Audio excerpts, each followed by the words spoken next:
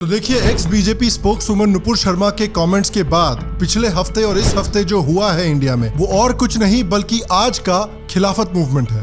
सिर्फ और सिर्फ गुस्ताखे रसूल की एक सजा, सर कलम। कानून का काम है उसे फांसी देना, और अगर हम इंसाफ पर उतर आए तो हमें आतंकवादी मत कहना। जब तक कानून नहीं निकलने वाले नुपुर शर्मा नवीन जिंदल को निकलने वाले नहीं। गुस्ताख नबी की एक सजा, सरतम से जुदा, सरतम से जुदा। इस्लाम जो है वो अमन का मजहब है, इस्लाम जो है वो शांति का मजहब है। A few moments later. हम भी ये मांगनी करते हैं कि नुपुर शर्मा को फांसी की सजा मिलनी चाहिए करके। क्या बोला तूने? पूरा शांतिपूर्ण तरीके से आज प्रदर्शन चल रहा है, लोगों का सहयोग भी मिल रहा है। A few moments later. शांतिपूर्ण है ये शांतिपूर्ण तरीके से प्रदर्शन हो रहा है। और इस खिलाफत मूवमेंट के बाद जो पिछले फ्राइडे को भारत के अलग अलग कोनों में हिंसा हुई है, वो और कुछ नहीं बल्कि डायरेक्ट एक्शन डे 2.0 है, जहां पर देश के अलग अलग कोनों में इस्लाम के गोल्स को अचीव करने के लिए हिंसा की गई है।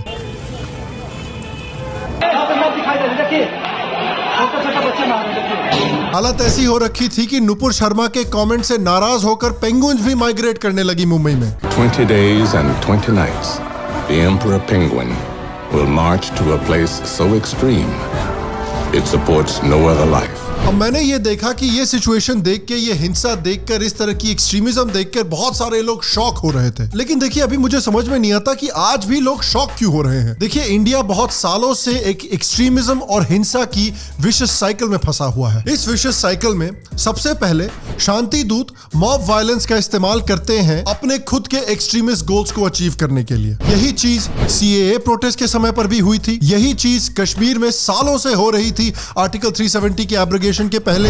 यही चीज हिजाब वायलेंस के समय भी अभी हाल में ही कर्नाटका और देश के अलग अलग कोने में हुई थी। तो ये कोई नया मामला है नहीं। इस विशियस साइकिल का दूसरा पार्ट ये है कि इस तरह की एक्सट्रीमिज्म को हमारे देश के कई लिबरल मुस्लिम और कई सेक्युलर हिंदू सपोर्ट करते हैं। राहुल गांधी जी ने तो इस तरह की हिंसा की ऑलरेडी प्रिपरेशन कर रखी है। The BJP has spread kerosene all over the country. You need one spark. And we'll be in big trouble. एक और भाई साहब बोल रहे हैं कि हमें नुपुर शर्मा को जो थ्रेट्स मिल रहे हैं और इस तरह की जो हिंसा हो रही है उस पर आउटरेज नहीं करना चाहिए। कमाल है यार, इन लोगों को कोई सोशल मीडिया पे गधा बोल दे तो ये पूरी की पूरी किताब लिख देते हैं कि मेरा विक्टिमहुड देखिए, लेकिन एक औरत को डेथ थ्रेट मिल रहे हैं उसमें कोई तकलीफ नहीं है। हमारे शेखर गुप्ता जी तो चाहते हैं कि अगर इस तरह के दंगे आप रोकना चाहते हैं तो इस्लाम के बारे में बोलना ही बंद कर दीजिए। शेखर गुप्ता जी ये भी मानते हैं कि अगर आपको फ्यूचर में सर दर्द नहीं चाहिए तो आज ही अपना सर कटवा लीजिए। आरफा जी ये मानती है कि आज नुपुर शर्मा को इसलिए टारगेट किया जा रहा है और देश के अलग अलग कोने में हिंसा इसलिए हो रही है क्योंकि पिछले 8 साल से मुसलमानों को बड़ा परेशान किया गया है। बिल्कुल सही बात है। उसी वजह से तो यार सोमनाथ और राम मंदिर टूटे हैं, उसी वजह से तो नालंदा की लाइब्रेरी जलाई गई है, उसी वजह से तो डायरेक्ट एक्शन डे और मोपला मैसेकर हुआ है, और उसी वजह से तो कश्मीरी हिंदुओं का नरसंहार भी किया गया था। आप लोग आरफा जी की तरह इंटेलेक्चुअल नहीं हो। कुछ लोग तो यहाँ तक बोल रहे हैं कि पुलिस दंगाइयों को पीट क्यों रही है। हाँ नहीं, सही बात है, उनको तो ये करना चाहिए था।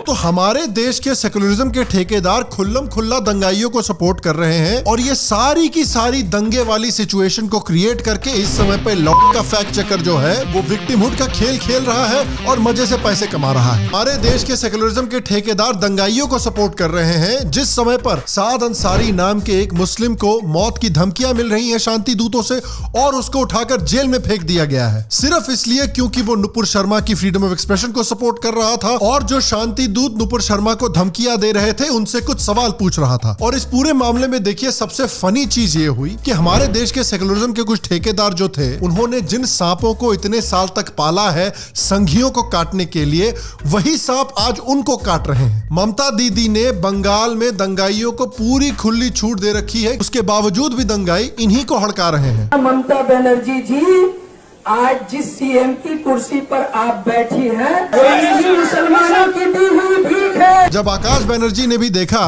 कि मेरे भड़काने के बाद मामला कुछ ज्यादा ही हाथ से निकल रहा है और कहीं हमारे ऊपर 295A न लग जाए, तो ये थोड़ी मंकी बैलेंसिंग करने की कोशिश कर रहे थे। उस पे भी इनको शांति दूतों से इस समय पर मार पड़ रही है। What? No, all right. I know that sounds bad. लिटा लिटा के दौड़ा दौड़ा के मार रहे हैं इनको। हाँ भाई, कैसी लगी? आगे स्वाद। हमारे देश के फोरमोस्ट एग्रीकल्चर और एरोनॉटिक्स एक्सपर्ट को भी मार पड़ रही है इस समय पर सोशल मीडिया पे मंकी बैलेंसिंग करने के लिए। और मेरा फेवरेट एग्जांपल था हमारे सबसे बड़े क्रांतिकारी जो है कुणाल कामरा, जो कि सिर्फ हमारे प्राइम मिनिस्टर पे जोक मारते हैं और हमारा प्राइम मिनिस्टर कितना भी नाराज हो वो अपने जोक्स को कभी डिलीट नहीं करेंगे। उन्होंने इतना चौड़ा होके एक जोक डाला था सोशल मीडिया के ऊपर, उनको एक शांति दूत ने जरा सा हड़का क्या दिया, तुरंत उन्होंने अपना ट्वीट डिलीट कर दिया। ये तो मुद्दे लगा साला। तो भारत जिस विशेष साइकिल में फंसा हुआ है उसमें स्टेप 3 फिर आता है दंगे, कड़ी निंदा और फिर थोड़ा सा पुलिस एक्शन। तो दंगे आपने देख ही लिया कि फ्राइडे को हुए थे। बीजेपी जो इस समय पर सेंटर में पावर में है वो खुद बीजेपी से डिमांड कर रही है कि प्लीज आप बंगाल में प्रेसिडेंट रूल लगाइए। क्या सर, कार्तिक कॉलिंग कार्तिक का सीक्वल बना रहे हो क्या? बीजेपी के कई बड़े बड़े लीडर्स ने इस मामले की बहुत कड़ी निंदा की है और उसके बाद थोड़ा सा पुलिस एक्शन भी लिया गया है। रांची में पुलिस ने काफी स्ट्रॉन्ग एक्शन लिया है दंगा होने के बाद। उत्तर प्रदेश में योगी जी के अंडर पुलिस को तो पता ही है कि शांति दूतों से किस तरह से शांति से बात की जाती है। योगी जी का बुलडोजर मॉडल यूपी में इस समय पर चल ही रहा है। कई बड़े बड़े इंटेलेक्चुअल्स जिन्होंने इन दंगों को सपोर्ट किया है उनके घर पे इस समय पर बुलडोजर चल रहे हैं, इंक्लूडिंग आफरीन फातिमा जिन्होंने एंटी-सीए प्रोटेस्ट में बहुत भाग लिया था और हिजाब मामले में भी बहुत आउटस्पोकन थी। ये मैडम दिल्ली जाके दंगे करवा के हिंदुओं के घर तोड़ने की कोशिश कर रही थी और पीछे से इनके खुद का घर गायब हो गया। तो थोड़ा सा जब पुलिस एक्शन हुआ है उसके बाद मामला थोड़ा सा ठंडा हो गया है और मामला ठंडा होते ही आता है इस विशेष साइकिल का स्टेप नंबर 4, यानी सब लोग जो अभी अभी हुआ है वो तुरंत भूल जाते हैं। सब लोग स्टेप 1, 2 और 3 भूल जाते हैं। स्टेप 1 दोबारा शुरू होता है और ये विशेष साइकिल इसी तरह से हर साल चलती रहती है। क्योंकि आपने नोटिस किया होगा कि जो एक्शन गवर्नमेंट ने लिया है उससे ये प्रॉब्लम परमानेंटली कभी भी सॉल्व नहीं होती है। अब देखिए इस विशेष साइकिल को तोड़ने के लिए हम शांति दूतों से और सेकुलरिज्म के ठेकेदारों से तो कुछ एक्सपेक्ट कर नहीं सकते। हमारे पास सिर्फ एक ही एक्सपेक्टेशन है कि इस प्रॉब्लम को सिर्फ और सिर्फ गवर्नमेंट अपने पावर से फिक्स कर सकती है। अब देखिए लगता तो है कि बुलडोजर मॉडल कुछ हद तक यूपी में अच्छा काम करता है क्योंकि यूपी की जो लॉ एंड ऑर्डर सिचुएशन है वो योगी आदित्यनाथ के बाद आने से काफी इंप्रूव हुई है। लेकिन ये मॉडल सिर्फ अपने आप इस प्रॉब्लम को खत्म नहीं करेगा क्योंकि इस मॉडल के बावजूद ये विशेष साइकिल अभी भी चल रहा है। सवाल अब ये आता है कि देखिए खिलाफत 2.0 हो चुका है, डायरेक्ट एक्शन डे 2.0 हो चुका है। अब क्या भारत की गवर्नमेंट पार्टीशन 2.0 होने से रोक सकती है? अब देखिए अगर हमें पार्टीशन 2.0 को रोकना है तो जो ये विशेष साइकिल है उसको तोड़ना पड़ेगा और इसके लिए मैं मानता हूं कि हमें फ्रांस से कुछ सबक सीखने की जरूरत है। क्योंकि एक्सट्रीमिज्म के मामले से डील करने में अगर कोई चैट है तो इस समय पर सबसे बड़ा चैट इमैनुअल मैक्रोन है। फ्रांस में जब 2021 में टेरर अटैक हुआ था उसके बाद मैक्रोन ने कहा था कि इस्लाम एक ऐसा रिलीजन है जो इस समय पर पूरी दुनिया में एक क्राइसिस से गुजर रहा है और हमें फ्रांस के इस्लाम से फॉरेन इन्फ्लुएंस को पूरी तरह से हटाने की जरूरत है। क्या आपको लगता है कि पीएम बनने के बाद मोदी जी कभी भी इस तरह का स्टेटमेंट दे सकते हैं या फिर वो पीएम बनने के बाद से हार्ट्स एंड माइंड्स जीतने में ही लगे हुए हैं?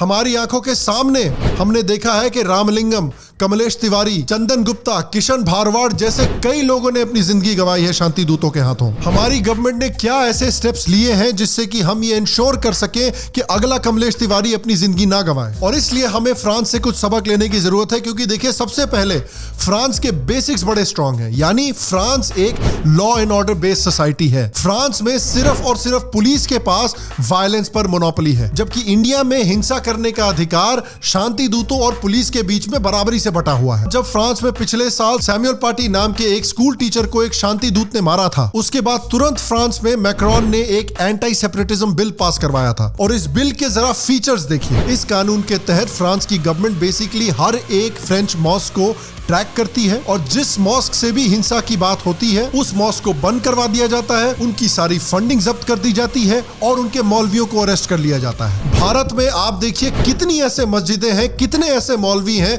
जो इस तरह से हिंसा की बात करती है और सोचिए उनमें से कितनों के खिलाफ एक्शन हुआ है। इस कानून की वजह से 2022 तक अराउंड 25,000 इन्वेस्टिगेशन हो चुके हैं। 718 मुस्लिम ऑर्गेनाइजेशंस को या तो बंद कर दिया गया है या डिसॉल्व कर दिया गया है और अराउंड $50 मिलियन को इन ऑर्गेनाइजेशन से कॉन्फिस्केट किया गया है। इसका इंडिया में आप सोचिए कितना इस्तेमाल हो सकता है, क्योंकि रिपोर्ट्स आ रही हैं कि ये जो फ्राइडे को हिंसा हुई है इसके पीछे भी काफी जोरों से प्लानिंग और फंडिंग की गई थी। 27 तारीख को जुमा आता है, पूरे देश में खामोशी है।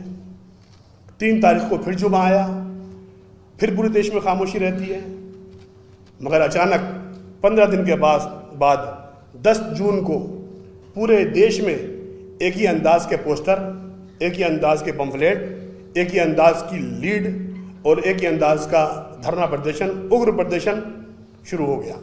और ऐसे स्टेप्स देखिए इंडिया में भी लिए गए हैं। योगी आदित्यनाथ ने कहा है जहां से भी फ्राइडे को यूपी में हिंसा करवाने के लिए पैसे आए थे उस सारे पैसे को जब्त किया जाएगा और उन सारे अकाउंट्स को फ्रीज किया जाएगा। गवर्नमेंट ने यही काम कश्मीर में भी किया है कि उन्होंने सारे हुर्रियत के सेपरेटिस्टों की फंडिंग पूरी तरह से बंद की है और उनके सारे अकाउंट्स को फ्रीज किया है। इनफैक्ट असम में हेमंत बिस्व शर्मा भी यही काम कर रहे हैं मदरसों के साथ। तो 3 स्टेट्स में आप ऐसा कर चुके हैं, यानी आपको करना आता है। अब यह है कि क्या आपके पास हिम्मत है कि पूरे देश में आप ये सिस्टम को लागू कर सकें। फ्रांस के एंटी सेपरेटिज्म कानून के मुताबिक जितने भी बाहर के मौलवी हैं उनका फ्रांस में आना रिस्ट्रिक्टेड है। उसके ऊपर से जितने भी फ्रेंच मौलवी हैं उनको फ्रेंच गवर्नमेंट की सुपरविजन में ट्रेनिंग लेनी है और उनको फ्रेंच गवर्नमेंट से सर्टिफिकेशन भी लेनी है। इस सर्टिफिकेशन का बेसिकली गोल ये है कि जितने भी फ्रेंच मौलवी हैं वो गवर्नमेंट के सुपरविजन में रहे और वो अपने मदरसों में या मस्जिदों में सलाफी इस्लाम या हार्डकोर इस्लामिज्म ना पढ़े। इस कानून के मुताबिक फ्रेंच गवर्नमेंट किसी भी ऑर्गेनाइजेशन की, किसी भी मदरसे की, किसी भी मॉस्क की फॉरेन फंडिंग रोक सकती है अगर फ्रेंच गवर्नमेंट को ऐसा लगता है कि वो नेशनल सिक्योरिटी के खिलाफ जाती है। यहां तक कि इस कानून के मुताबिक किसी भी रिलीजियस ऑर्गेनाइजेशन को उनकी फंडिंग सेंट्रल गवर्नमेंट को डिक्लेयर करनी पड़ेगी अगर उस ऑर्गेनाइजेशन को 10,000 यूरो से ज्यादा डोनेशन मिलती है तो। इनफैक्ट रिलीजियस एसोसिएशंस को एक कॉन्ट्रैक्ट साइन करना पड़ेगा फ्रांस में जो ये कहता है कि ये रिलीजियस ऑर्गेनाइजेशन फ्रेंच वैल्यूज का पालन करेगी और अगर वो फ्रेंच वैल्यूज का पालन नहीं करते हैं तो उनकी फंडिंग रोक दी जाएगी और उनकी ऑर्गेनाइजेशन भी बंद की जा सकती है। तो ये सारे स्टेप्स इसलिए लिए गए हैं ताकि एक French version of Islam develop किया जा सके, फ्रेंच इस्लाम में बाहरी दखल अंदाजी को रोका जा सके। यहां तक कि फ्रांस में ऑलरेडी यूनिफॉर्म सिविल कोड भी इंप्लीमेंटेड है। तो अगर एक गवर्नमेंट अपने देश में एक्सट्रीमिज्म को रोकने के लिए सीरियस है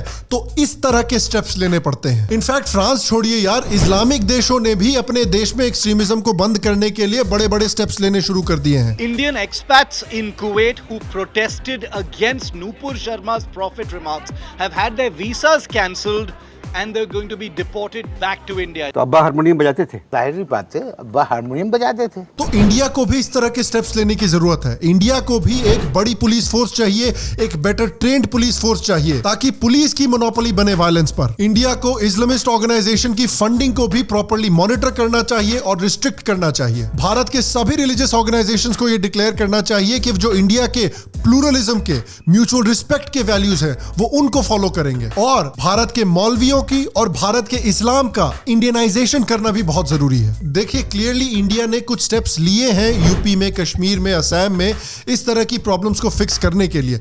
मेरे हिसाब से जो स्टेप्स फ्रांस ने लिए हैं उन स्टेप्स को भी इंडिया को इंप्लीमेंट करना जरूरी है, तभी जाकर हम इस विशियस साइकिल से निकल पाएंगे और भारत में पार्टीशन 2.0 होने से रोक पाएंगे। और मैं आपसे पूछना चाहता हूं कि पार्टीशन 2.0 होने से रोकने के लिए हमें इंडिया में किस तरह के स्टेप्स लेने जरूरी हैं, प्लीज नीचे कमेंट सेक्शन में मुझे जरूर बताएं। बाकी अगर आपको आज का एपिसोड पसंद आया तो प्लीज आज के एपिसोड को एक लाइक दें, एक थम्स अप दें, इससे मेरी बहुत मदद होती है, इससे इस शो की बहुत मदद होती है। होपफुली आप शाम शर्मा शो का जो कंपटीशन अनाउंस किया गया है उसके लिए तैयारी करना शुरू कर रहे हैं। अगेन जो कंपटीशन जीतता है जून के एंड में वो इन 2 डिजाइन में से कोई भी एक डिजाइन चूज कर सकता है और उनके चॉइस का मर्च मैं उनको फ्री में भेज दूंगा। अगर उस कंपटीशन के डिटेल्स आप देखना चाहते हैं तो यहां पर या यहां पर क्लिक करके उस वीडियो को देखकर आप डिटेल्स जान सकते हैं।